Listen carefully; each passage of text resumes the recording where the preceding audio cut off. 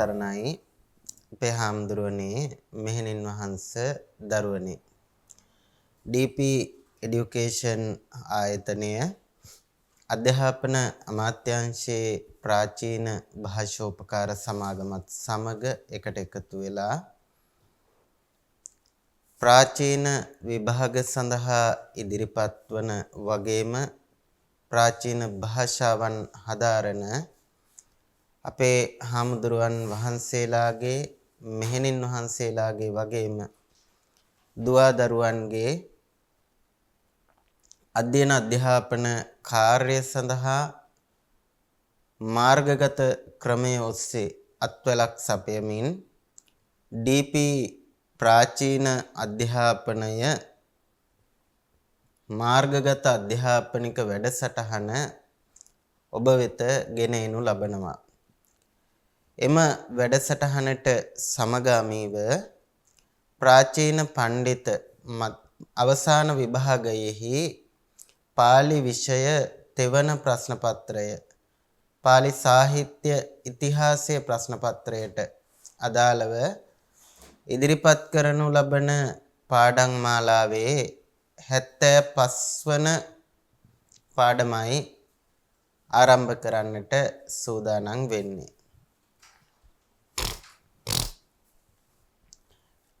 ඉතින් අපේ පාඩම් මාලාවත් එක්ක එකතු වෙලා ඉන්න අපේ හාමුදුරුවරු මෙහෙණින් වහන්සේලා වගේම දුවා දරුවෝ දන්නවා මේ වෙනකොට අපි මේ පාඩම් මාලාව තුල කතා බහ කරමින් ඉන්නේ පාලි ටීකා සාහිත්‍යය පිළිබඳව. අපේ විෂය නිර්දේශය මගින් අපට નિયમિત කොට තිබෙන විෂය පරාසය ඇතුලේ අපි පාලි ත්‍රිපිටක සාහිත්‍ය පිළිබඳව පුළුල්ව සහ විස්තරාත්මකව තොරතුරු කතා කිරීමෙන් අනතුරුව අපේ පසුගිය පාඩමේදී අපි ටීකා සාහිත්‍යයට අදාළ කරුණු අධ්‍යයනය කිරීම ආරම්භ කළා. ටීකා සාහිත්‍යයට අදාළවත් අප විසින් කරුණු රාශියක් අධ්‍යයනය කළ යුතු වෙනවා. ඒ අතරත අපට විෂය නිර්දේශයෙන් નિયમિત කොට තිබෙනවා ටීකාවන්ට අදාළ පළමු මාතෘකාව හැටියට පාලි ටීකා සාහිත්‍යයේ ප්‍රභවය හා සංවර්ධනය කියන මාතෘකාව. ඒ ඔස්සේ තමයි අපි කරුණු කතා කරමින් ඉන්නේ. ඊට අමතර වශයෙන් ටීකා රචනා කිරීමේදී එම රචකයින්ගේ අරමුණු කවරේද සහ ඔවුන්ට මූලාශ්‍රය වූ ග්‍රන්ථ මොනවාද කියන මාතෘකාවත් අපට નિયમિત තවත් අනු මාතෘකාවක් බවට පත් වෙනවා. ඒත් එක්කම අප විසින් අධ්‍යයනය කළ යුතු වෙනවා පාලි ටීකාචාර්යයන් වහන්සේලා කවුරුන්ද, ඒ අය විසින් රචනා කළ කෘති මොනවාද කියන මාතෘකාව. ටීකාචාර්යයන් වහන්සේලා සහ ඔවුන් විසින් රචිත ටීකා කෘති කියන මාතෘකාව. ඒ වගේම ටීකාවලට අදාළව ගත්තහම පාලි ටීකා සාහිත්‍යය නොයෙක් විදිහෙන් වර්ගීකරණය කරන්න පුළුවන්කම තියෙනවා. ඒව රචනා වුණු කාලය අනුව අපට කොටස් කරගන්න පුළුවන්කම තියෙනවා මේ ටීකා කෘති කොටස් කීපයකට. ඒ වගේම ටීකා කෘති සඳහා පාදක වූ විෂය පතයන් අනුව එහෙම නැත්නම් ඒවාට විෂය වූ කාරණා අනුවත් අපට මේ ටීකා ග්‍රන්ථ ත්‍රිපිටක ටීකා එවැගේම සංග්‍රහ ග්‍රන්ථ ටීකා එහෙමත් නැත්නම් ව්‍යාකරණ ටීකා, ඡන්දෝලංකාර ටීකා ආදී විදිහටත් විෂයපතයන් අනුවත් වර්ගීකරණය කළ හැකිව පවතිනවා. මෙලෙස නොයෙක් ක්‍රමවලට ටීකා පිළිබඳව පවතින වර්ගීකරණයන් පිළිබඳවත් අප විසින් අධ්‍යයනය කළ යුතුයි. ඒ වගේම ටීකා ග්‍රන්ථවලදී ටීකාචාර්යයන් වහන්සේලා යොදාගෙන තියෙන අර්ථ කතන මොනවද?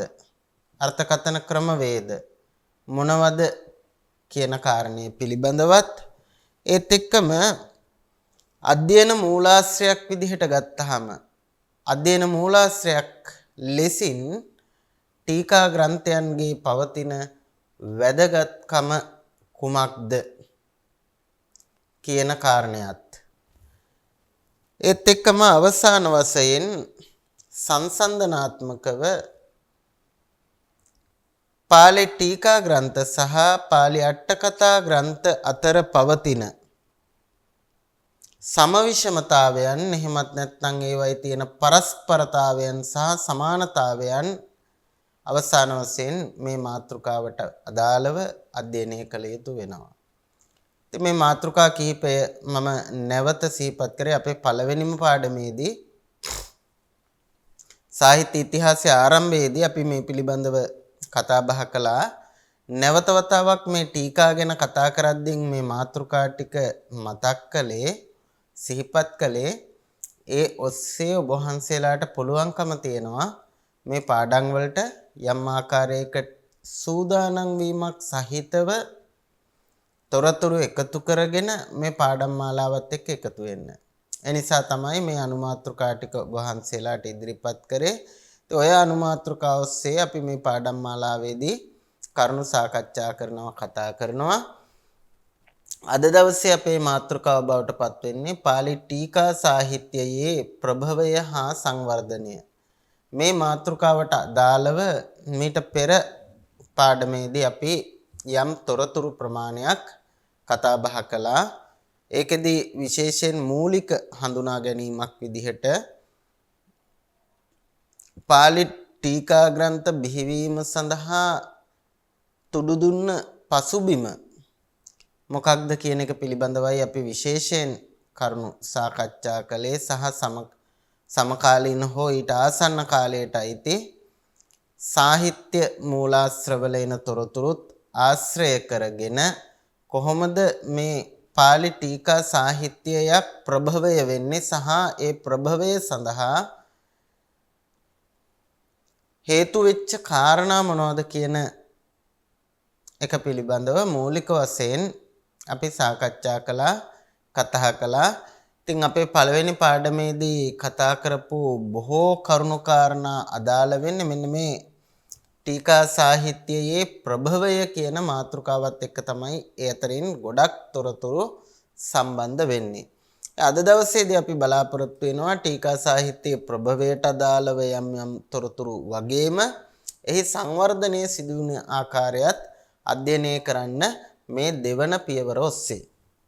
අපි ඉස්සෙල්ලම බලමු දැන් ටීකා සාහිත්‍ය ආරම්භ වෙන්න පසුබිම් වෙච්ච පසුබිම් කතාව අපි පහුගිය පාඩමේදී පැහැදිලි කරගත්තා.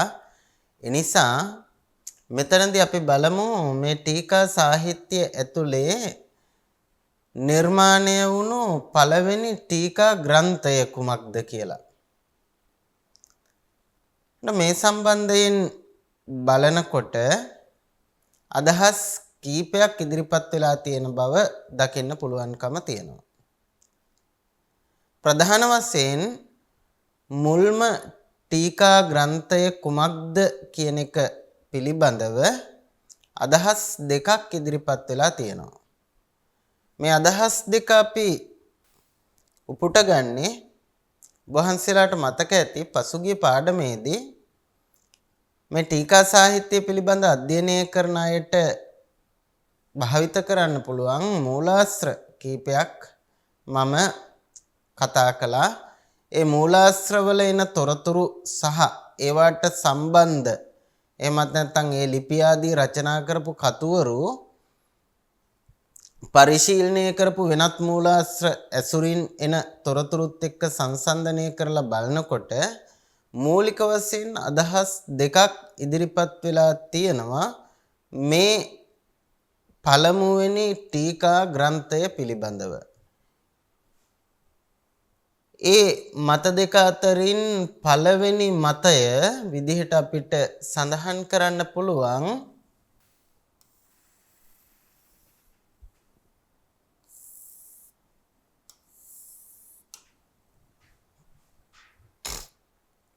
ශාසන වංශයේ ඇතුළත් වෙලා තියෙන මෙන්න මේ ප්‍රකාශය. මඩිහේ සුගතසිරි හාමුදුරුවෝ තමන්ගේ පාලි සාහිත්‍ය අධ්‍යයන කෘතියේදී ටීකාවලට අදාළ ලිපිය සඳහන් කරනවා ශාසන වංශයේ මෙන්න මේ විදිහේ ප්‍රකාශයක් තියෙනවා. මොකද්ද? අභිධම්ම ටීකාපන ආනන්දත්තේරේන අකාසී සාච සබ්බාසං ටීකානං අධිභූතෝ මූල ටීකාති පාකටා කියලා. ශාසන වංශයේන මේ ප්‍රවෘත්තියෙන් කියවෙන්නේ අභිධර්ම ටීකාව ආනන්ද තෙරුන් වහන්සේ විසින් රචනා කළා. ඒ අභිධර්ම ටීකාව සියලු ටීකාවන්ට ප්‍රමුඛ වන නිසා නැත්නම් මුලින් රචනා කරපු නිසා මූල ටීකාව කියන නමින් ප්‍රසිද්ධියට පත් වුණා කියන කතාව තමයි මේ ප්‍රකාශය තුළින් ගම්‍යමාන වෙන්නේ, පැහැදිලි වෙන්නේ. ඔකට මේ කතාව සුගතසිරි හාමුදුරුවෝ කියන කතාවක් නෙමෙයි. උන්වහන්සේත් මේ කතාව ඉදිරිපත් කරන්නේ ශාසන වංශය උපුටා දක්වමින්.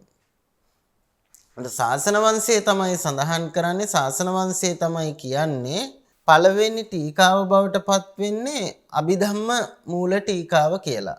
අභිධම්ම මූල ටීකාව හඳුන්වන අනික් නම තමයි පරමත්ත පකාසිනී කියන නම.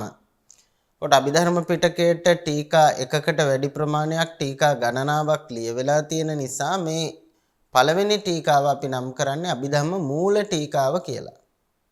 වඩා ප්‍රසිද්ධ ඒ විදිහට තමයි අභිධම්ම මූල ටීකාව. ඉන් පසුව ලියවුණු ටීකා අභිධම්ම අනු ටීකා හැටියට නම් කරනවා. මේ මතයට අනුව සහ ශාසන වංශයේ ඉදිරිපත් වෙන තොරතුරුත් එක්කලා සඳහන් කරන මතය තමයි ටීකා ග්‍රන්ථ සමුදාය අතරින් සියල්ලට පළමුව සියල්ලට ප්‍රථමයෙන් රචනා වූ ටීකා ග්‍රන්ථය මේ අභිධර්ම පිටකයට ලියවෙච්ච පරමත්ත පකාසිනී කියන නමින් හඳුන්වන අභිධම්ම මූල ටීකාවය කියන මතය. මේක ශාසන වංශයේ ඉදිරිපත් වෙනවා වගේම මේ අදහස සම්බන්ධයෙන්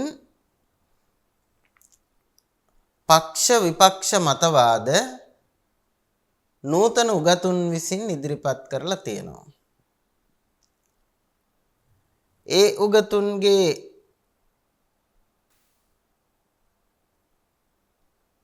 අදහසුත් එක්ක බලනකොට පොල්වත්තේ බුද්ධදත්ත නායක හඳුරෝ මෙන්න මෙහෙම සඳහන් කරනවා. මෙතන මේ බුදුගොස් කියලා යෙදිලා තියෙනවා. ඒක වැරදි. මෙතන නිවැරදි වෙන්න ඕනි ධම්මපාල කියලා.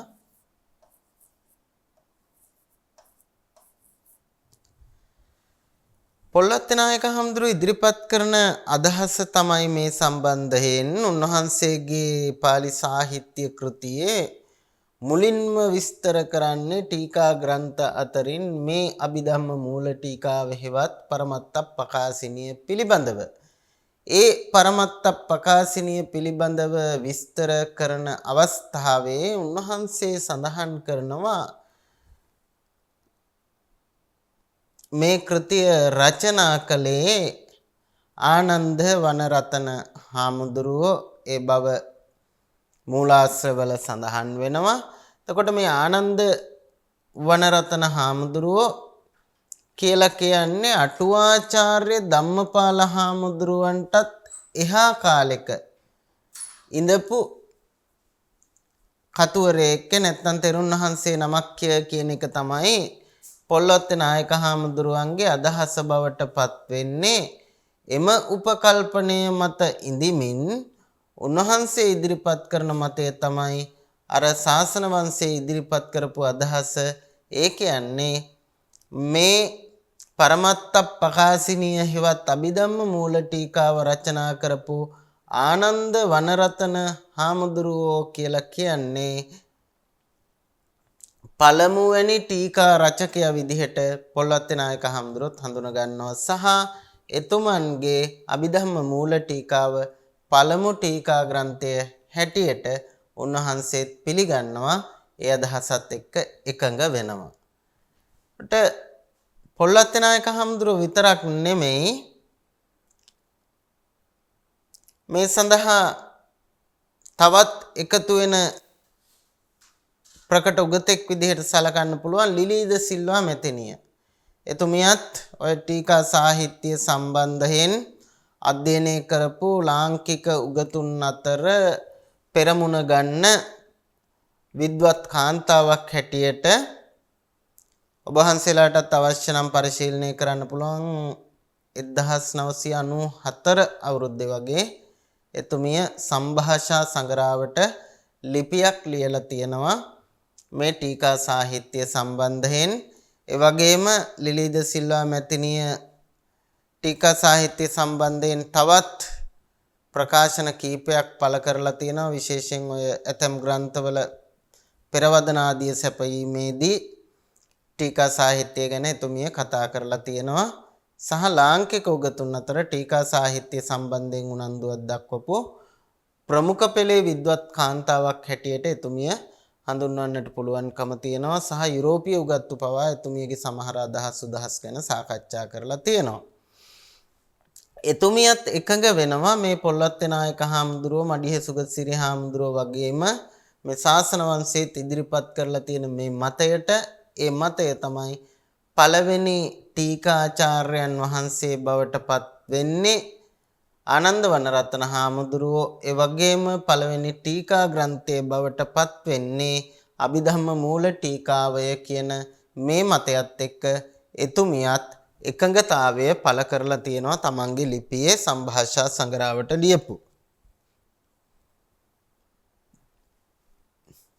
දැන් ඔය මේ වෙනකන් කතා කරපු ඔක්කොම අදහස් ලාංකේය උගතුන්ගේ අදහස්නේ. එතකොට ලාංකේය උගතුන්ට අමතරව ගත්තහම යුරෝපීය උගත්තු මේ සම්බන්ධයෙන් ඉදිරිපත් කරන මතවාද දිහා බලනකොට ඔය PTS එකත් එක්ක ඒ කියන්නේ පාලි ටෙක්ස් සොසයිටි එකත් එක්ක ගොඩක් සම්බන්ධ වෙලා වැඩ කරපු ප්‍රමුඛ විද්වතෙක් හැටියට සඳහන් කරන්න පුළුවන්. මේ වචන උච්චාරණය කරනකොට සමහර විට මගේ අතින් අතපසුයෙන් වෙන්න පුළුවන්. මොකද මේක ඉංග්‍රීසි වචනයකුත් නෙමෙයි. මේ ජර්මන් ජාතික පඬිවරයෙකු මෙතුමා ඔස්කා වොන් හිනබ කියන උගතා නැත්නම් විද්වතා ජර්මන් ජාතික පඬිවරයෙක්. එතුමා කෘතියක් රචනා කරනවා A Handbook of Pali Literature කියලා. පාලි භාෂාව සම්බන්ධයෙන් අධ්‍යයනය කළ උගත්තු අතර මෑත කාලීන උගතුන්ගේ ප්‍රමුඛ පෙළේ විද්වතෙක්. අපි සාමාන්‍යයෙන් ඔය කතා කරන ප්‍රසිද්ධම නම් කීපයක් තියෙනවානේ. ගයිගර් මහත්තයා, එතකොට වින්ටනීට්ස් පඬිවරයා වගේ ඔය වගේ ප්‍රමුඛ රිස් ඩේවිඩ්ස් පඬිවරයා, ඒ වගේ ප්‍රමුඛ පෙළේ විද්වතුන් කීප දෙනෙක් ඉන්නවානේ. ඒ අයගෙන් පසු කාලීනව මේ ඊටත් මෑත කාලීනව මේ ක්ෂේත්‍රයට යොමු වෙච්ච උගතුන් අතර ප්‍රමුඛ පෙළේ විද්වතෙක් හැටියට සඳහන් කරන්න පුළුවන් මේ ඔස්කා වොන් හිනබ කියන විද්වතානන්.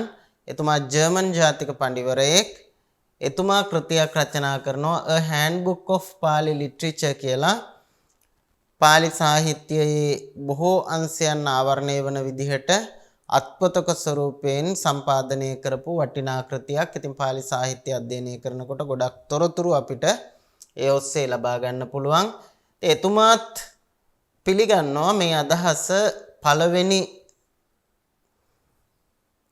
ටීකාචාර්යයන් වහන්සේ බවට පත් වෙන්නේ ආනන්ද වනරත්න හාමුදුරුවෝ සහ උන්වහන්සේගේ අභිධම්ම මූල ටීකාව තමයි මුල්ම ටීකා ග්‍රන්ථයේ බවට පත් වෙන්නේ කියලා එතුමාගේ ටීකා සම්බන්ධ විස්තරය ආරම්භ කරන්නෙම ඔය කතාව කියලා නැත්නම් පළවෙනි ටීකාව අභිධර්ම ටීකාව හැටියට හඳුන්වා දෙමින්ම තමයි ටීකා සම්බන්ධ එතුමන්ගේ විස්තරය සඳහන් කරලා තියෙන්නෙම. ඊට අමතරව ටීකා ග්‍රන්ථ පිළිබඳව එතුමා තොරතුරු ඉදිරිපත් කරන පරිච්ඡේදයේදී කතුවරුන්ගේ නම් පෙළ ගැස්වීමේදීත් පළවෙනි නම විදිහට ආනන්ද වනරත්න කියන නමත් දෙවනුව අට්ඨකථාචාර්ය ධම්මපාල හාමුදුරුවන්ගේ නමත් තමයි එතුමා පෙළ ගැස්වලා තියෙන්නේ. ඉතින් ඒත් එක්ක අපට පේනවා එතුමනොත් මේ මුල් මතයත් එක්ක එකඟ වෙන විද්වතෙක් හැටියට. ඉතින් අපි ඔය කතා කරපු සියලු විද්වතුන් ඔය මුල් අදහසත් එක්ක එකඟ වූ අය. එහෙමනම් කවුද ඒ මතයත් එක්ක එකඟ නොවෙන්නේ? එහෙම නැත්නම් ඊට ප්‍රතිවිරුද්ධ අදහස් දරන්නේ කවුද කියන එකත් අපි පැහැදිලි කරගත යුතුයි. එහෙම ප්‍රතිවිරුද්ධ මත දරන අය අතර මම පාවිච්චි කරපු මූලාශ්‍රවල මට හම්බුණා ඊට වඩා වෙනස් දෙවැනි මතයක් ඉදිරිපත් කරන කෙනෙක් තමයි හඳුන්ගමුවේ උපාලි හාමුදුරුවෝ. මම මුල් පාඩමේදී මේ හාමුදුරුවන්ගේ ලිපිය එහෙම නැත්නම් මූලාශ්‍රය පිළිබඳව සඳහන් කරලා තියෙනවා. 2015 වර්ෂයේ රචනා වුණු නැත්නම් 2015 වසරේ එළිදක්වපු බෞද්ධ හා පාලි විශ්වවිද්‍යාලයේ පාලි අධ්‍යයන අංශයෙන් ඉදිරිපත් කරපු ශාස්ත්‍රීය සංග්‍රහයට ලිපියක් ලියනවා. එවකට සහකාර කතිකාචාර්යවරයෙක් විදිහට කටයුතු කරන හඳුන්ගමුවේ උපාලි හාමුදුරුවෝ උන්වහන්සේ මෙතනදී ඉදිරිපත් කරනවා මතයක් තර්කයක් විදිහට උන්වහන්සේ ගෙනෙනවා. අටුවාචාර්ය ධම්මපාල හාමුදුරුවෝ අර්ථකථාචාර්ය බුද්ධඝෝස හාමුදුරුවන්ට සමකාලීන හෝ සමීපකාලීන එක් විය යුතුයි. ඒ අදහසේ වරදක් නැහැ. අටුවාචාර්යන් වහන්සේලා මේ අටුවා රචනය සිද්ධ වෙන්නේ බොහොම ආසන්න කාල සීමාවක් ඇතුලේ. ඒ කාල සීමාව ඇතුලේ ඉඳපු කතුවරු කවුරුත් එක්ක සමකාලීන විය යුතුයි, සමකාලීන නොවන්නේ නම් සමීපකාලීනයන් විය යුතුයි. ඒ මතයත් එක්ක එකඟ වෙන්න පුළුවන්. ඉතින් උන්වහන්සේ එහෙම අදහසක් ඉදිරිපත් කරලා ඊළඟට ඒකටම බැඳුණු තව කතාවක් එතුමා කියනවා. මේ ධම්මපාල හාමුදුරුවෝ ලියපු අටකතා අතරේ ප්‍රමුඛ ටීකාවන් අතරේ ප්‍රමුඛ ටීකාව බවට පත් වෙන්නේ විසුද්ධි මග්ග ටීකාව. විසුද්ධි මග්ග ටීකාව. විසුද්ධි මග්ග ටීකාවට අමතරව උන්වහන්සේ තවත් ටීකා ග්‍රන්ථ කිහිපයක්ම රචනා කරලා තියෙනවා. විශේෂයෙන් සූත්‍ර පිටකයට අයත් නැත්නම් සූත්‍ර පිටකය මුල් කරගත්තු මුල් නිකාය ග්‍රන්ථවලට සම්පාදනය වෙලා තියෙන ලීනත්තප්පකාසිනී කියන නමින් හඳුන්වන ටීකා ග්‍රන්ථ සියල්ලම පාහේ මෙතුමන්ගේ කෘති හැටියට තමයි සැලකෙන්නේ. ඒ අතරින් විසුද්ධි මග්ග ටීකාව ගත්තහම විසුද්ධි මග්ග ටීකාව රචනා කිරීම සඳහා ධම්මපාල හාමුදුරුවන්ට ආරාධනා කරන්නේ මේ දාඨානාග කියලා හාමුදුරු කෙනෙක්. සාමාන්‍යයෙන් අපිට ධම්මපාල හාමුදුරුවෝ පිළිබඳව විශ්වාසදායක තොරතුරු හම්බ වෙනවා හරි අඩුයි. උන්වහන්සේ පිළිබඳව හම්බ වෙන ගොඩාක් තොරතුරු විශ්වාසයේ ඉක්මවා ගියපු එහෙම නැත්නම් ටිකක් ව්‍යාකූල තොරතුරු තමයි හම්බ වෙන්නේ. උන්වහන්සේ ගැන තියෙන තොරතුරු අඩුයි. එනිසාම උන්වහන්සේගේ කාල නිර්ණය කිරීමත් අපහසුයි. කොයි කාලයට අයිතිද කියලා. උඩ උපාලි හාමුදුරුවෝ කියනවා ධම්මපාල හාමුදුරුවෝ වැඩ ඉඳපු කාලයේ නිශ්චිතව ප්‍රකාශ කරන්න බැරි වුණත් ධම්මපාල හාමුදුරුවන්ට විසුද්ධි මග්ග ටීකාව ලියන්න ආරාධනා කළේ දාඨානාග කියන හාමුදුරුවෝ. ධම්මපාල හාමුදුරුවෝ ඉඳපු කාලේ ගැන නිශ්චිතව කියන්න අපහසු වුණාට උපාලි හාමුදුරුවෝ සඳහන් කරනවා දාඨානාග හාමුදුරුවෝ වැඩ ඉඳලා තියෙන්නේ ක්‍රිස්තු වර්ෂ 796 කාලයේ කියලා. ක්‍රිස්තු වර්ෂ 796 තරම් කාලයේ වැඩ ඉඳපු කෙනෙක් හැටියට උන්වහන්සේ ප්‍රකාශ කරනවා මේ කියන දාඨානාග හාමුදුරුවෝ. ඒ අනුව උන්වහන්සේ උපකල්පනය කරනවා දැන් පොත රචනා කරන්න ආරාධනා කරපු කෙනා 796 ඉඳපු කෙනෙක් නම් පොත ලියපු කෙනත් ඊට සමකාලීන වෙන්න එපා. ඒ අනුව ධම්මපාල හාමුදුරුවොත් උන්වහන්සේට සමකාලීන විය යුතුයි.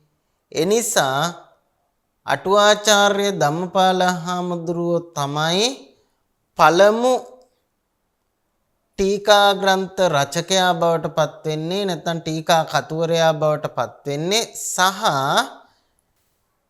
උන්වහන්සේ විසින් විසුද්ධි මග්ගය සඳහා රචනා කරපු පරමත්ත මංජුසා ටීකාව තමයි පළමු ටීකා ග්‍රන්ථය බවට පත් විය යුත්තේ කියලා අදහසක් මේ හඳුන්ගමේ උපාලි හාමුදුරුවෝ ඉදිරිපත් කරනවා. ඒ උන්වහන්සේ එතනදී උපුටලා දක්වලා තියෙනවා ලිලීද සිල්වා මැතිණියගේ අදහසත්. බයි ලිලීද සිල්වා මැතිණියගේ අදහස උන්වහන්සේගේ අදහසට වඩා වෙනස් කියන එකත් සඳහන් කරලා තියෙනවා.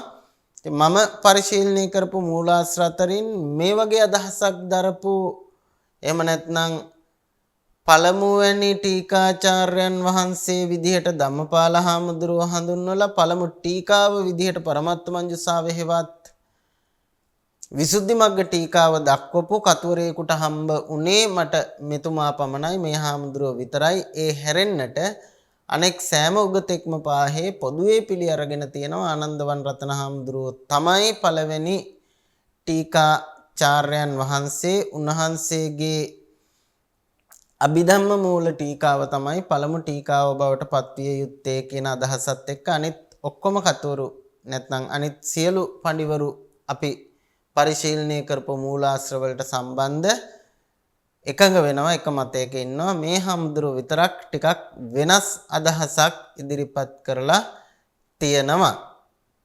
දැන් කොහොම නමුත් ඔය වගේ අදහස් දෙකක් ඉදිරිපත් වෙලා තියෙනවා මේ සම්බන්ධයෙන්. අපි තවදුරටත් බැලුවොත් ලිලීද සිල්වා මැතිණිය ඉදිරිපත් කරන අදහස එතුමියගේ අදහස බවට පත් වෙන්නේ පාලි ටීකාකරණය ආරම්භ වෙන වකවානුව හැටියට එතුමිය හඳුනගන්නේ 6 වෙනි සියවසේ අගභාගය. 6 වෙනි සතවර්ෂයේ අගභාගය. ඒ වගේම පාලි සාහිත්‍යය ගැන කතා කරපු තවත් ප්‍රමුඛ විද්වතෙක් හැටියට අපිට හඳුනා ගන්න පුළුවන් බද්දේගම විමල වංශනායක හාමුදුරුවෝ. බද්දේගම විමල වංශනායක හාමුදුරුවෝත් සඳහන් කරන්නේ 6 වෙනි සියවසේ අගභාගයේදී තමයි ටීකා ග්‍රන්ථ රචනය ආරම්භ වෙන්නේ කියලා. ඉතින් මේ දෙදෙනාම ඉදිරිපත් කරන අදහස් එක්ක බලනකොට මේ දාඨානාග හාමුදුරුවෝ හිටිය 796 නම් ධම්මපාල හාමුදුරුවෝ ඊට සමකාලීන නම් මේ 796 කියලා කියන්නේ 8 වෙනි සතවර්ෂය. කොට බොහෝ දුරට ඊට පෙර අභිධම්ම මූල ටීකාව රචනා වූයේය කියන අදහස පිළිගත හැකිව පවතිනවා. කොහොම නමුත් ඔය අදහස් දෙක මූලික වශයෙන් අපිට දකින්නට පුළුවන්කම තියෙනවා පාලි ටීකා ග්‍රන්ථයන් අතරත තිබෙන පළමු ටීකා ග්‍රන්ථය කුමක්ද කියන සංවාදය ඇතුලේ මූලික වශයෙන් ඔය අදහස් දෙක නියෝජනය වෙලා තියෙන බව දකින්න පුළුවන්. ටීකා සාහිත්‍ය ආරම්භය සම්බන්ධයෙන් අපි මේ පාඩමේදී එපමණයි කතා කරන්නට බලාපොරොත්තු වෙන්නේ. ඊට හේතුව මිට පෙර පාඩමේදී අපි ඒ සම්බන්ධයෙන් බොහොමයක් තොරතුරු කතා කරලා තියෙන නිසා. ඊළඟට අපේ අවධානය යොමු වෙන්නේ මේ ටීකා සාහිත්‍යයේ සංවර්ධනය වගේම ව්‍යාප්තිය සිද්ධ වුණේ කොහොමද කියලා. ආරම්භය ගැන අපි කතා කරා. එහෙම ආරම්භ වෙන ටීකා සාහිත්‍යය ක්‍රමයෙන් සංවර්ධනයට පත්වෙමින් ව්‍යාප්ත වෙන්නේ කවර ආකාරයෙන්ද කියන එක පිළිබඳව යම් අදහසක් ඇති කර ගැනීමට තමයි මේ පාඩමේ ඉතුරු කොටස අපි මිඩංගු කරනු ලබන්නේ. කොට බොහොමයක් උගතුන් විසින් මේ ටීකා සාහිත්‍යයේ සංවර්ධනය නැත්නම් ව්‍යාප්තිය විකාශය පිළිබඳ තොරතුරු කතා කරලා තියෙනවා සහ රචනා කරලා තියෙනවා, ලියලා තියෙනවා, කියලා ලියලා තියෙන තොරතුරු ගොඩක් තියෙනවා. එතකොට ඒ තොරතුරු සමූහය එකට තියලා බලනකොට පොදු අදහසක් විදිහට අපිට ගන්න පුළුවන් මේ ටීකා ග්‍රන්ථ ගැන කතා කරද්දී වැඩිම අවධානය යොමු වෙන්නේ පොළොන්නරු යුගයට උවත්. ඒකට හේතුවක් තියෙනවා. ටීකා ග්‍රන්ථයන්ගේ ස්වර්ණමය යුගයේ ස්වර්ණමය අවධිය හැටියට අපි සලකන්නේ පොළොන්නරු යුගය. එනිසා ටීකා ගැන කියනකොටම වැඩි අවධානයක් යොමු වෙන්නේ පොළොන්නරු යුගයට සහ වැඩිම ටීකා ප්‍රමාණයක් ලියවෙන්නේ පොළොන්නරු යුගයේ. එනිසා එලෙස අවධානය යොමු වීම සාධාරණයි. නමුත් උගතුන්ගේ අදහස් උදහස් එක්ක බලනකොට අපට පැහැදිලි වෙනවා ටීකාවන්ගේ ආරම්භය සිද්ධ වෙන්නේ නම් පොළොන්නරු යුගයේ නෙමෙයි අනුරාධපුර යුගයේ අවසාන කාලවකවානුව තුල තමයි මේ ටීකාවන්ගේ ආරම්භය සිද්ධ වෙලා තියෙන්නේ කියන කාරණය පැහැදිලිව දකින්න පුළුවන්. මීට පෙර මම සිහිපත් කරපු ලිලීද සිල්වා මැතිණිය ඉදිරිපත් කරන අදහස අනුව එතුමිය කියන්නේ 6 වෙනි සතවර්ෂයේදී ටීකා සාහිත්‍යය ආරම්භ වුණාය කියලා. සහ බද්දේගම විමලවංශනායක හාමුදුරුවොත් ඒ අදහසත් එක්ක එකට එකතු වෙනවා 6 වෙනි ශතවර්ෂයේදී මේ ටීකා සාහිත්‍යය ආරම්භ වුණා කියලා. අපි ඔය ඉස්සෙල්ලා කතා කරපු හඳුන්ගමේ උපාලි හාමුදුරුවොත් ඒ අදහසට විරුද්ධ වෙන්නේ නැහැ. උන්වහන්සේ තමන්ගේ ටීකා වර්ගීකරණය කරනකොට අනුරාධපුර යුගයේ ලියවුණු ටීකා, පොළොන්නරු යුගයේ ලියවුණු ටීකා ආදී වශයෙන් යුග අනුව වර්ග කරලා තියෙනවා. එතනත් අනුරාධපුර යුගයට උන්වහන්සේ සැලකිය යුතු ටීකා ප්‍රමාණයක් උන්වහන්සේගේ වර්ගීකරණය තුලත් ඇතුළත් කරලා තියෙනවා. එනිසා අවිවාදයෙන්ම සඳහන් කළ හැකි කාරණය තමයි ටීකාවන්ගේ ප්‍රභවය සිද්ධ වෙන්නේ අනුරාධපුර යුගයේ කියලා. ආසන්න වශයෙන් ශතවර්ෂයක් විදිහට ගත්තොත් 6 වෙනි ශතවර්ෂයේ බොහෝ දුරට 6 වෙනි ශතවර්ෂයේ අවසාන යුගයේ. එතනින් ආරම්භ වෙන ටීකා සාහිත්‍යය සියවස් ගණනාවක් ඔස්සේ සංවර්ධනයට පත්වෙමින් විකාශය වෙමින් එනවා. මෑත කාලයේ දක්වාම ක්‍රමානුකූලව සංවර්ධනයට සහ විකාශයට පත්වෙමින් මේ ටීකා සාහිත්‍යය පැමිණිලා තියෙනවා. එහෙම බලනකොට ශතවර්ෂ කීයක්ද? අපි දැන් ඉන්නේ 21 වෙනි ශතවර්ෂයේ 21න් 6ක් අයින් වුණාට පස්සේ ආසන්න වශයෙන් මේ දක්වා ශතවර්ෂ 15ක විතර කාලයක් මේ ටීකා සාහිත්‍යය පාලි ටීකා සාහිත්‍යයේ සංවර්ධනය වෙමින් ඇවිල්ලා තියෙනවා. මෑත කාලීනව ලියවිච්ච කෘතියක් නැති වුණත් අවම වශයෙන් ගත්තොත් ශතවර්ෂ 14ක විතර කාලයක් තිස්සේ මේ ටීකා සාහිත්‍යය සංවර්ධනය වූ බවට සාධක තියෙනවා. ඉතින් එහෙම සතවර්ෂ 14ක 15ක කාලයක් සංවර්ධනය වෙමින් ආපු සාහිත්‍යයක සංවර්ධනය විකාශය එක ගොඩේ තියලා බලලා අපට අධ්‍යයනය කරන්න අමාරුයි. එහෙම අපි අධ්‍යයනය කරන්න යනවා නම් ඒක අසාර්ථකයි. ඒ නිසා වඩා සාර්ථක ක්‍රමය තමයි ඒ සාහිත්‍ය කොටස් වලට බෙදාගෙන ඒ කොටස් ඔස්සේහි සංවර්ධනය අධ්‍යයනය කිරීම. ඉතින් මේ අවශ්‍යතාව තේරුම් ගත් උගතෙක් තමයි බද්දේගම විමලවංශනායක හාමුදුරුවෝ. උන්වහන්සේ තමන්ගේ බෞද්ධ සාහිත්‍ය කෘතියේ ඒ වර්ගීකරණය කරලා තියෙනවා. ඒ අනුව උන්වහන්සේ ටීකාවන්ගේ සංවර්ධනය අවධි 3කට ගොනු කරලා පෙන්නලා තියෙනවා. අවධිහෙවත් යුග 3කට ගොනු කරලා පෙන්වලා තියෙනවා. සහ පසු කාලීන උගත්තු බොහෝ දෙනෙකුත් මඩිහ සුගසිරි හාමුදුරුවෝ වගේ අයත් මේ බෙදීම ආශ්‍රය කරලා තියෙන බව දකින්න තියෙනවා.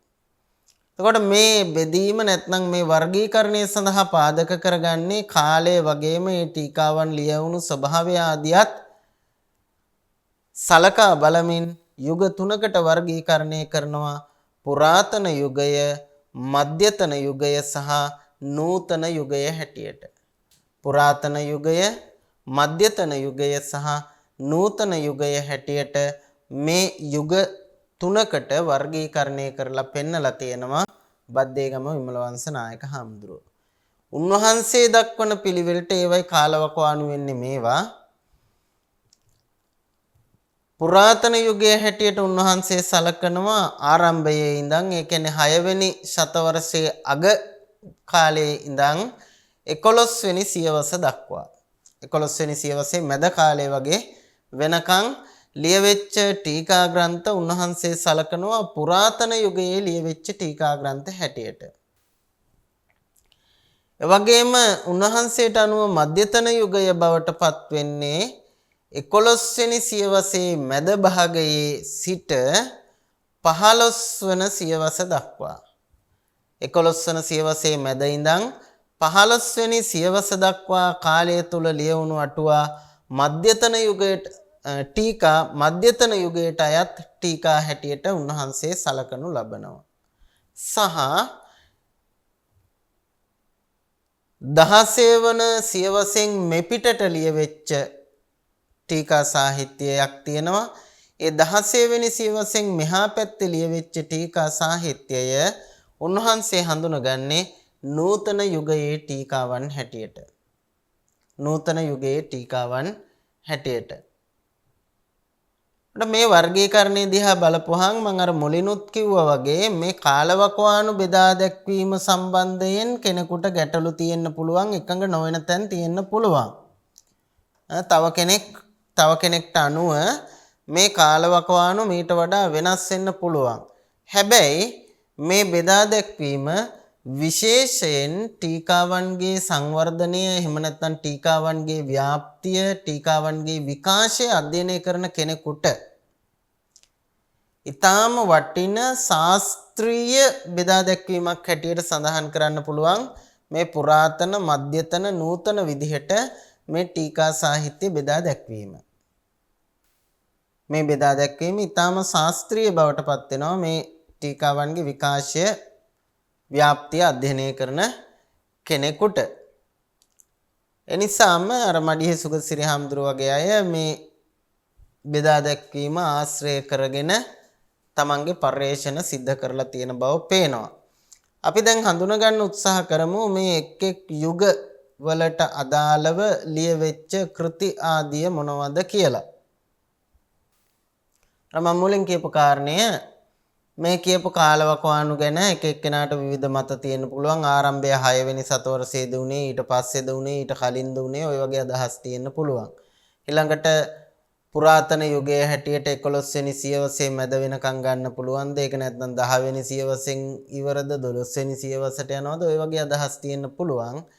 එහෙම අදහස් කොහොම තිබුණත් මේ බෙදා දැක්වීම ගත්තහම මේ බෙදා දැක්වීම ටීකා සාහිත්‍යයේ සංවර්ධනය අධ්‍යයනය කිරීම ඊටාම පහසු කරන බෙදා දැක්වීමක් හැටියට අනිවාර්යයෙන්ම කිව යුතුව පවතිනවා, හඳුනා ගැනීමට පුළුවන්කම තියෙනවා. එතකොට මේ පුරාතන යුගයට අයිති ප්‍රධානම අටුවාචාර්යින් වහන්සේලා, ප්‍රධානම ටීකාචාර්යින් වහන්සේලා අපිට දෙනමක් හම්බ වෙනවා. ප්‍රධාන ටීකාචාර්යින් වහන්සේලා දෙනමක් හම්බ වෙනවා. දෙනමක් කිව්වට තුන් නමක් ඉන්නවා. ඒ අනිත් හාමුදුරුවෝ ගැනත් අපි කතා කරනවා. මෙතෙන්දී අපිට වඩා වැදගත් වෙන්නේ ඒ අතරින් දෙනමක්. ඒ තමයි අපි ඔය ඉස්සෙල්ලා කතා කරපු හාමුදුරුවරු දෙන්න. එක්කෙනෙක් ආනන්ද වනරත්න හාමුදුරුවෝ, අනිත් කෙනා අටුවාචාර්ය ධම්මපාල හාමුදුරුවෝ. මේ හාමුදුරුවරු දෙනම අතිශයින්ම වැදගත් වෙනවා මේ පුරාතන යුගය ආලෝකවත් කරපු, ප්‍රභාවත් කරපු ටීකාචාර්යින් වහන්සේලා දෙනම හැටියට. පාලි ටීකා සාහිත්‍යයේ ආරම්භක යුගය වර්ණවත් කරපු, ආලෝකවත් කරපු ප්‍රමුඛතම ටීකාචාර්යයන් වහන්සේලා දෙනමට හිමිවන ගෞරවය ටීකාචාර්ය ආනන්ද වනරත්න හාමුදුරුවන්ටත්, එවැගේම අර්ථකථාචාර්ය බදරතිත්ත වාසී ධම්මපාල හාමුදුරුවන්ටත් නියත වශයෙන්ම හිමි විය යුතුව පවතිනවා. උන්වහන්සේලා තමයි මේ යුගය අටුවා වලින් පෝෂණය කිරීමට වැඩිම කාර්යභාරයක් සිද්ධ කරපු දෙනම බවට පත් වෙන්නේ. ඒ අනුව ගත්තහම ආනන්ද වනරතන හාමුදුරුවෝ අභිධර්ම පිටකයට අයත් අට කතා ත්‍රය සඳහාම අපි මීට පෙර අභිධර්මය ගැන ඉගෙන ගන්නකොට අභිධර්මයට අදාළ අට කතා තුනක් තියෙනවා කියලා කතා කළා. ධම්මසංගණී ප්‍රකරණයට අත්තසාල්නී අට කතාව වගේම විභංග ප්‍රකරණයට සම්මෝහ විනෝදනී අට කතාව, සෙසු ප්‍රකරණ ග්‍රන්ථ පහ සඳහා පංචප්පකරණ අට කතාව කියන මේ අට කතා පහක් තියෙන බව කලින් කතා කරලා තියෙනවා, ඉගෙනගෙන තියෙනවා. ඒ අට කතා තුනක් තියෙන බව කතා කරලා තියෙනවා. ඒ අට කතා තුන සඳහාම ලියවෙන පොදු ටීකාව තමයි අභිධම්ම මූල ටීකාව. එහෙමත් නැත්නම් පරමත්තප්පකාසිනිය. එතකොට ඔය පරමත්තප්පකාසිනිය මේ පුරාතන යුගයට අයත් මුල්ම ටීකා ග්‍රන්ථයේ හැටියට අපට හඳුනගන්න පුළුවන්කම තියෙනවා. ධම්මපාල හාමුදුරුවන්ට යනකොට ධම්මපාල හාමුදුරුවෝ ලියපු මුල්ම ටීකා ග්‍රන්ථයේ හැටියට අර දාඨානාග හාමුදුරුවන්ගේ ආරාධනාවෙන් විසුද්ධි මාර්ගයට උන්වහන්සේ රචනා කරපු පරමත්ත මංජුසාව හඳුන ගන්න පුළුවන්. නැත්නම් විසුද්ධි මග්ග ටීකාව හඳුන ගන්න පුළුවන් මුල්ම ටීකාව හැටියට. ඒ ටීකාව ලියලා එතුමා නැවතුනේ නැහැ. ඊට අමතරව සූත්‍ර පිටකයට අයත් ග්‍රන්ථ සඳහා ධම්මපාල හාමුදුරුවෝ ලීනත්තප්පකාසිනී කියන නමින් ටීකා ග්‍රන්ථාවලියක් රචනා කරනවා. ටීකා ග්‍රන්ථාවලියක් රචනා කරනවා. ඒ ටීකා ග්‍රන්ථාවලියට අයත් ටීකා සංඛ්‍යාව 2ක් 3ක් හෝ 4ක් වෙන්න පුළුවන්.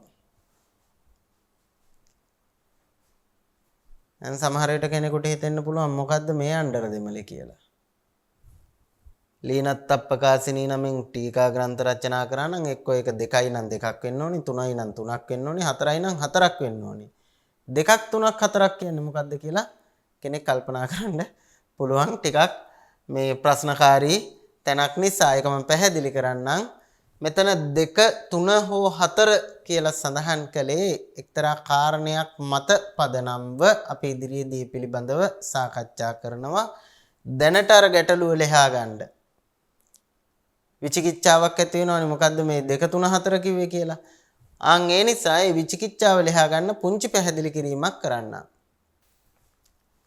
මේ සූත්‍ර පිටකාගත ග්‍රන්ථවලට නැත්නම් නිකාය ග්‍රන්ථවලට ලියවෙච්ච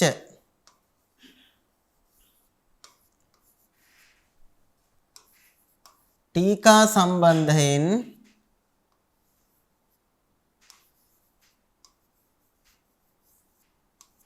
උගතුන් අතර පවතින අදහස් එකකට එකක් වෙනස්, ටිකක් සංවාදාත්මක ස්වරූපේ නැත්නම් වෙනස් විදිහේ අදහස් පළ වෙලා තියෙනවා මේ නිකාය ග්‍රන්ථ ටීකා සම්බන්ධයෙන්. එතනදී දැන් පොල්වත්තේ බුදුදත්ත නායක හඳුරන්ගේ පොත බැලුවොත් එහෙම උන්වහන්සේ ලීනත්තප්පකාසිනී කියන නමින් ටීකා 2ක් ගැන විතරයි උන්වහන්සේගේ කෘතිය සඳහන් කරලා තියෙන්නේ. ඊට පස්සේ මම අර මුලින් සඳහන් කරපු හඳුන්ගමේ උපාලි හාමුදුරුවන්ගේ පොතට යනකොට උපාලි හාමුදුරුවන්ගේ ලිස්ට් එකේ තියෙනවා පොත් 3ක්. ඔය අතරමැද ඉන්න ගොඩාක් ලාංකීය උගත්තුන්ගේ පර්යේෂණවල ගත්තාම එක්ක කෘති 2ක් දක්වනවා. දීඝ මජ්ක්‍ධිම නිකාය වලට විතරක් ලියවෙච්ච අට කතාවන් පාදක කොටගෙන ලියවුණු ටීකාවන්. තව සමහර අය ඒකට සංයුත්ත නිකායත් ඇඳ ගන්න අවස්ථා තියෙනවා. නමුත් අංගුත්තර නිකායට බොහෝ අපේ රටේ උගත්තු ලීනත්තප්පකාසිනී කියන නමින් ටීකාවක් තිබුණු බවක් පිළිගන්නේ හෝ සඳහන් කරන්නේ හෝ දක්වන්නේ නැහැ. ඒ කියන්නේ පුරාණ ටීකාවක් තිබුණ බවක් සඳහන් කරන්නේ නැහැ. හැබැයි ඔබ වහන්සේලාට මතක ඇති පසුගිය හැඳින්වීමේ පාඩමේදී මම මූලාශ්‍ර කීපයක් ගැන සඳහන් කරා. එතෙන්දී PTS සංගරාවට ලිපි 3ක් සම්පාදනය කරපු උගතෙක් ගැන සඳහන් කරා ප්‍රයිමෝස් ප්‍රිසෙන්කෝ කියලා. එතුමා බොහොම දීර්ඝ කාලයක් මේ ටීකා සාහිත්‍ය පිළිබඳ පර්යේෂණවල නිරත වුණු විද්වතෙක් හැටියට හඳුන්වන්න පුළුවන්. ගොඩක් වෙලාවට අපේ රටේ ලියවෙන පර්යේෂණාත්මක ලිපි හෝ පර්යේෂණාත්මක කෘති එක්ක බලද්දී එතුමන්ලාගෙන් අපට ගත යුතුව පවතින ගත හැකිව පවතින ආදර්ශ ගොඩක් තියෙනවා. ඒක අපි කතා කළ යුතු කාරණයක්. මොකද අපේ රටේ පොත් ලියන විදිහක් තියෙනවනේ. හැමෝම නොවුනත් බොහෝ වෙලාවට විශ්වවිද්‍යාලවල ආචාර්යවරු පොත් ලියනකොට අපි දකින එක තමයි ශිෂ්‍යයින්ට මාතෘකා තමන් පොත් ලියන මාතෘකාව කඩලා දෙනවා. එක එක කෑලි කෑලි දෙනවා. ඔයා මේ කොටස අසයින්මන්ට් එකක් කරන්න, ඔයා මේකට අසයින්මන්ට් එකක් කරන්න, ඔයා මේකට කරන්න කියලා. ඒ ටික සේරම එකතු කරගෙන තමන් පොතක් ගහනවා. ඔක තමයි ගොඩක් අපේ ලංකාවේ බෞද්ධ අධ්‍යයන විෂයක් ක්ෂේත්‍රය ඇතුලේ වෙලා තියෙන කාරණය.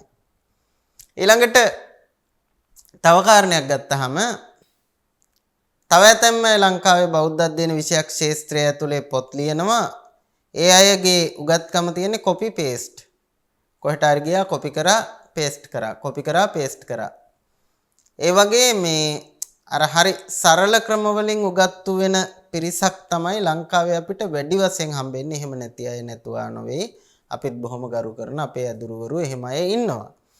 නමුත් වැඩි දෙනෙක්ගේ අපි දකින්නේ ඔන්න ඔය කියන පසුබිම. ඉතින් ඒක ඇතුලේ අර ශාස්ත්‍රීය පර්යේෂණයකදී ඒ ශාස්ත්‍රීය පර්යේෂණය සඳහා ලබා දිය යුතු දායකත්වයේ ඒ අයුරින් ලබා දීලා ඒකට අවශ්‍ය කැපවීම එලෙසින් කරලා එය ශාස්ත්‍රීය මට්ටමින් කරන පර්යේෂණයක්සේ කැපවීමෙන් කරන උගත්තු ලංකාවේ බෞද්ධ අධ්‍යයන විෂයක් ක්ෂේත්‍රය ඇතුලේ ඉන්නවා නම් ඒ ඉන්නේ අතේ ඇඟිලි වලින් ගණන් කරන්න පුළුවන් ප්‍රමාණයටත් වඩා අඩු ප්‍රමාණයක් කියන එක ඊටාම වගකීමෙන් කිව යුතුව පවතිනවා. වැඩි දෙනෙක් ඉන්නේ අර එහෙම් මෙහෙන් එකතු කරගන්න උගත්තු තමයි වැඩි දෙනෙක් ඉන්නේ. ඉතින් ඒකත් එක්ක එවන් පසුබිමක් ඇතුලේ ලෝකයේ මේ විෂයක් ක්ෂේත්‍රය සම්බන්ධයෙන් ගත්තාම විශේෂයෙන් ওই ජර්මන් ජාතික මේ උගත්තු විශාල කැපකිරීමක් කරලා තියෙනවා. මම ওই කාරණේ සඳහන් කරේ මේ ප්‍රයිමෝස් ප්‍රිසෙන්කෝ කියන විද්වතා අවුරුදු ගාණක් ටීකා ග්‍රන්ථ ගැන පර්යේෂණ කරලා තියෙනවා. හිතන්නකෝ. එතුමාගේ මුල්ම ලිපිය ලියන්නේ ආසන්න වශයෙන් 1997 අවුරුද්දේ PTS සංග්‍රහවට එතුමා ලිපියක් ලියනවා. ටීකා ගැන. ඒ පර්යේෂණය එතනින් නවතින්නේ නැහැ. මුල්ම ලිපිය ලියනවා තමන් ඒ කියන්නේ 97 ලිපිය ලියනවා කියලා කියන්නේ එතුමා ඊටත් අවුරුදු 3-4කට කලින් වෙන්න ඕනේ මේ පර්යේෂණය පටන් ගන්න. 97න් පටන් ගන්න මේ පර්යේෂණයේදී ඊට පස්සේ එතුමා නැවත 2002 දී තමන්ගේ පර්යේෂණයේ අලුත්ම තත්ත්වයේ ගැන අප්ඩේට් එකක් යාවත් කාලීන කිරීමක් කරනවා. නැවත ලිපියක් ලියමින් PTS එකට. PTS ජර්නල් එකට. නැවත 2009 දී එතුමාගේ අවසාන ලිපිය මට හමුණු ලිපිය අතරින් අවසාන ලිපිය PTS සංග්‍රහවට නැවත ලියලා තියෙනවා. එතකොට 97 ඉඳන් 2009 වෙනකන් ආසන්න වශයෙන් අවුරුදු 12ක් මෙතනින් එහා පැත්තට අඩුම අවුරුදු 3ක් තිබුවොත් එතුමා ටීකා ග්‍රන්ථ ගැන මේ ලිපි 3 ලියන්න නැත්නම් මේ ලිපි 3 සඳහා එතුමා අවුරුදු 15ක් වැය කරලා තියෙනවා. අවුරුදු 15ක් වැය කරලා තියෙනවා. ලංකාවේ ඔය සීමිත උගතුන් කිහිප දෙනා හැරුණුකොට වෙන කවුද මේ වගේ වැඩකට මෙච්චර කාලයක් කැප කරලා මහන්සියලා එහෙම කරන්නේ කියන ප්‍රශ්නේ අපිට තියෙනවා. ඉතින් එතුමා මේ පර්යේෂණය තුලින් ඔප්පු කරගන්න කාරණයක් තියෙනවා. තව පුංචි දෙයක් මතක් කරන්නම් කෙනෙකුට හිතෙන්න පුළුවන් අවුරුදු 15ක් මොකද්ද කරේ මේ පොත් ටිකත් එක්ක කියලා. අවුරුදු 15ක් කරලා තියෙන්නේ එතුමා ලංකාවෙත් බුරුමයෙත් විශ්වවිද්‍යාල ගණනාවක තිබිච්ච පොත්පත් විශාල ප්‍රමාණයක් පරිශීලනය කරලා තියෙනවා. මම ඉදිරි පාඩම් වලදී පෙන්නන්නම් කොහොමද එතුමා ඒක කරලා තියෙන්නේ සහ මොන වගේ මූලාශ්‍ර දේවල් පාවිච්චි කරලා තියෙන්නේ කියලා. මුද්‍රිත පොත්පත් විතරක් නෙමෙයි පුස්කොළ පොතුත් ගණනාවක් පාවිච්චි කරලා තියෙනවා. ඊළඟට නොයෙක් භාෂාවන් වලින් ලියවිච්ච පොතුත් එතුමා පරිශීලනය කරලා තියෙනවා. ඉතින් එහෙම පරිශීලනය කරලා තමයි මේ ලිපිය ලියන්නේ. ඒ ලිපිය ඇතුලේ එතුමා අනාවරණය කරගන්න කාරණයක් තියෙනවා. ඒ තමයි මෙන්න මේ නිකාය ග්‍රන්ථ ටීකා අතරින් මුල් නිකාය ග්‍රන්ථ 4ට ටීකා සෙට් 2 ගානේ තියෙනවා. ටීකා 2 ගානේ තියෙනවා. ඒ තමයි පුරාණ ටීකාව සහ අභිනව ටීකාව විදිහට ටීකා 2 ගානේ තියෙනවා. ඒ පුරාණ ටීකාවන් හඳුන්වන නාමය තමයි මෙන්න මේ ලීනත්තප්පකාසිනී. එතුමාගේ එම පර්යේෂණයේ ප්‍රතිඵලය අනුව එතුමා ප්‍රකාශ කරනවා ලීනත්තප්පකාසිනී නමින් ටීකා ග්‍රන්ථ 4ක් තියෙන්න ඕනේ. ටීකා ග්‍රන්ථ 4ක් තියෙන්නට ඕනේ.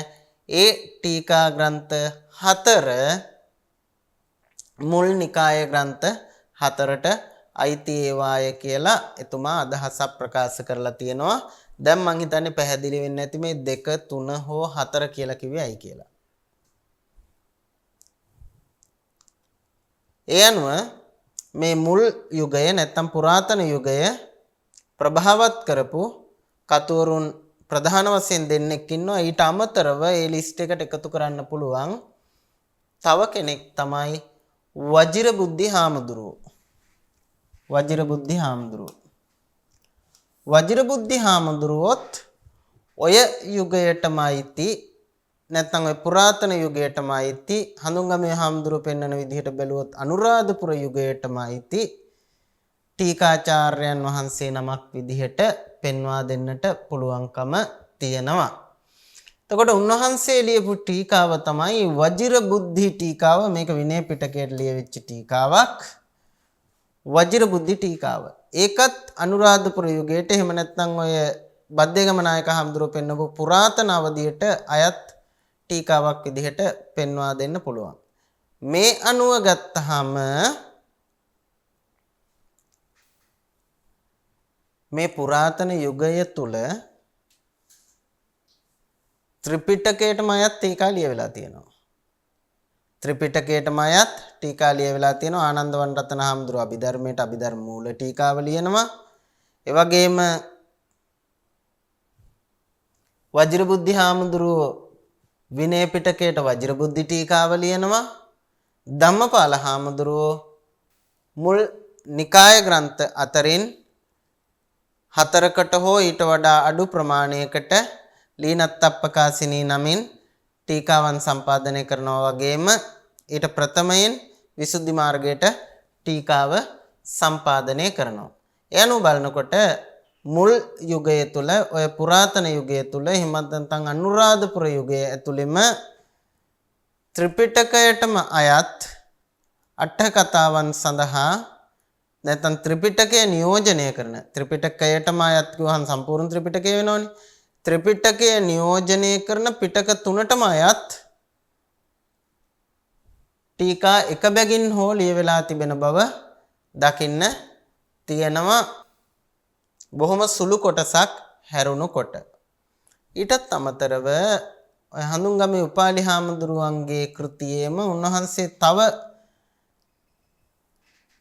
ටීකාවක් හඳුනා ගන්නවා අනුරාධපුර යුගයේ ලියවුණු ටීකාවක් හැටියට. ඒ තමයි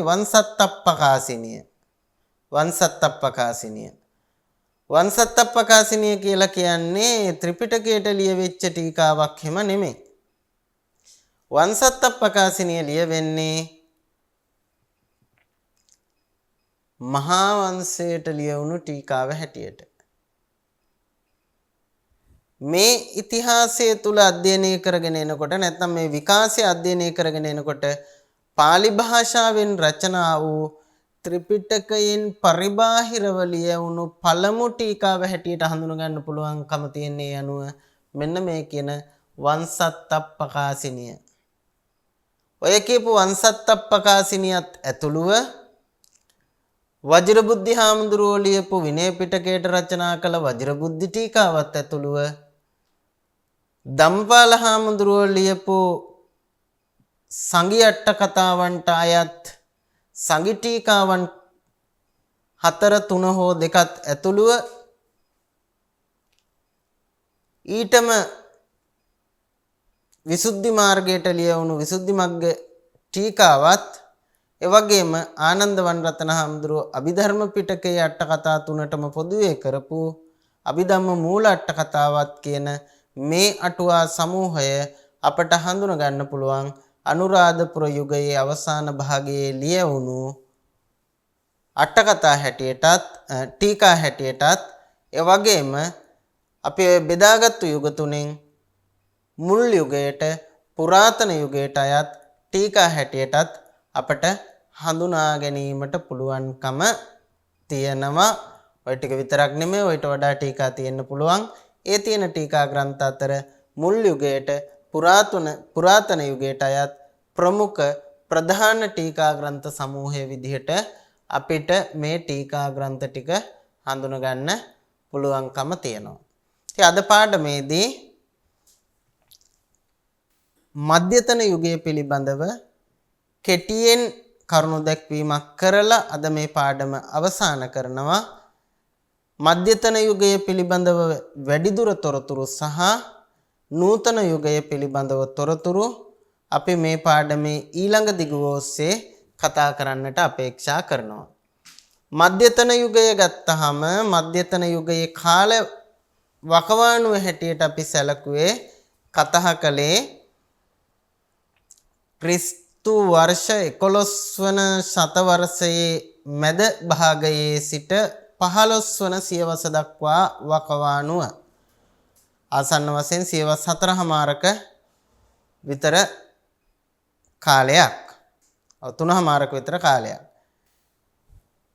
මේ සියවස් 3මාරක කාලවකවානුව ඇතුලේ සිද්ධ වෙච්ච වැදගත්ම සංසිද්ධිය සිද්ධ වෙන්නේ 12 වෙනි සතවර්ෂයේ 12 වෙනි සතවර්ෂයේ තමයි ඔය මධ්‍යතන යුගයේ වැදගත්ම අවස්ථාව හැටියට අපිට සලකන්න පුළුවන්කම තියෙන්නේ.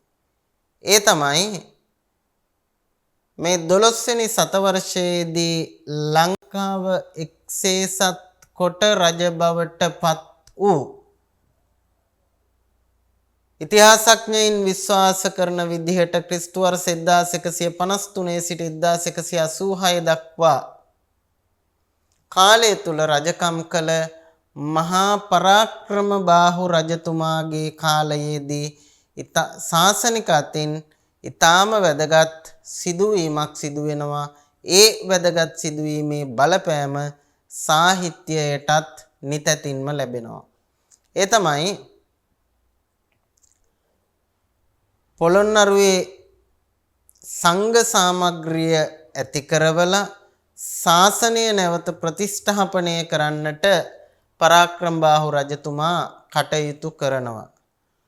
එලෙස කටයුතු කිරීමෙන් නොනැවතුණු රජතුමා දිඹුලාගල මහා කාශ්‍යප තෙරුන් වහන්සේ වගේම උන්වහන්සේගේ ශිෂ්‍ය ශාරිපුත්‍ර හාමුදුරුවෝ ඇතුළු මහා සංඝරත්නයට ටීකා ග්‍රන්ථ රචනා කිරීම සඳහා ආරාධනා කොට ඒ සඳහා අවශ්‍ය පහසුකම් සපයනවා. එහි ප්‍රතිඵලයක් හැටියට මේ 12 වෙනි සතවර්ෂයේ පරාක්‍රම බාහු රජතුමාගේ කාලයේ විශාල වශයෙන් ටීකා ග්‍රන්ථ රචනා වෙනවා. ත්‍රිපිටක අට කතාවන්ට වගේම ඉන් පරිබාහිර කෘතීන්ටත් අපේ ඉතිහාසයේ සලකලා බැලුවොත් වැඩිම පාළි ටීකා ප්‍රමාණයක් රචනා වුණු වකවානුව හැටියට සලකන්න පුළුවන්කම තියෙන්නේත් ඔන්න ඔය කියපු 12 වෙනි සතවර්ෂයට ආසන්න කාල සීමාව. එහෙම නැත්නම් මේ මධ්‍යතන යුගය ඔය සිදුවීමත් එක්ක අපි මධ්‍යතන යුගය ටීකාවන්හි ස්වර්ණමය යුගය හැටියට සලකනු ලබනවා. අර පුරාතන යුගයේ අපට ත්‍රිපිටකාගත විෂයන්ගෙන් බාහිරව ලියවුණු එකම එක ටීකාවක් පමණයි හමු වුණේ. නමුත් මේ යුගයට යනකොට ඉන් පරිබාහිර විෂයන් කරා ටීකාවන් ව්‍යාප්ත වෙන ආකාරයත් දැක ගන්නට පුළුවන්කම තියෙනවා. ඉතින් මේ මධ්‍යතන යුගය තමයි ටීකා සාහිත්‍යයේ ස්වර්ණමය යුගයේ හැටියට අවිවාදයෙන්ම උගතුන් විසින් පිළිගන්නා වකවානුව බවට පත් වෙන්නේ. ඒ සඳහා තුඩු දුන් ප්‍රධාන මූලික හේතුව බවට පත් වෙන්නේ පරාක්‍රමබාහු රජතුමා ශාසන සාමග්‍රිය සහ ශාසන ප්‍රතිෂ්ඨාපනයෙන් පසුව ටීකා ලිවීම සහ සාහිත්‍ය ග්‍රන්ථ සම්පාදනය සඳහා මහා සංඝරත්නයට ආරාධනා කිරීමත් ඒ සඳහා පහසුකම් සැපයීමත් කියන මේ සිදුවීම. ඉතින් මේ වකවානුව ගැන තව තොරතුරු සහිතව විස්තර සහිතව අපි අපේ ඉදිරි පාඩමේදී මධ්‍යතන යුගය පිළිබඳවත් ඒත් එක්කම නූතන යුගය පිළිබඳවත් තොරතුරු කතා කරන්නට අපේක්ෂා කරනවා. අද පාඩමේදී අපි බලාපොරොත්තු වුණේ ටීකා සාහිත්‍යයේ ව්‍යාප්තිය යටතේ ප්‍රභවයට අදාළ මුල්ම ටීකා ග්‍රන්ථය කුමක්ද කියලා ඒ පිළිබඳව තියෙන මතවාද පරීක්ෂා කොට බැලීමත් ටීකා ග්‍රන්ථ සාහිත්‍යයේ ව්‍යාප්තිය එහෙම නැත්නම් සංවර්ධනයට අදාළ යුග පිළිබඳව හඳුනාගෙන ඒ අතරින් පුරාතන යුගය ගැන තොරතුරු අනාවරණය කර ගැනීමත් තමයි අද අපේ පාඩමේ මූලික අරමුණ බවට පත් උනේ. එතෙන් සිට ඉදිරියට මේ පාඩමේ ඉතිරි තොරතුරු අපි ඊළඟ පාඩමින් සාකච්ඡා කිරීමේ කතා කිරීමේ අපේක්ෂාව බලාපොරොත්තුවක් තබාගෙන අද දවසේ අපේ පාඩම අපි මෙතකින් අවසන් කරන්නටයි සූදානම. නැවත හමු වනතුරු හැම දිනාටම තෙරුවන් සරණ ප්‍රාර්ථනා කරනවා. සප්පදානං ධම්මදානං කිනාති. සියලු දානයන්ට වඩා ධර්ම දානය උතුම් වන්නේය යන උතුම් බුදු වදන පසක් කරමින් ප්‍රාචීන අධ්‍යාපනය ලබන සුවහසක් හාමුදුරුවන් වහන්සේලාගේ මෙහෙණින් වහන්සේලාගේ සහ දුවා දරුවන්ගේ දහම් ඇස විවර කරමින් සම්බුද්ධ ශාසනයේ චිරස්ථිතිය උදෙසා ධම්මික ෆ්‍රසිලා පෙරේරා පදනම මගින් සිදු කෙරෙන මහංගු සමාජ සත්කාරයයි ඩීපී ප්‍රාචීන අධ්‍යාපනය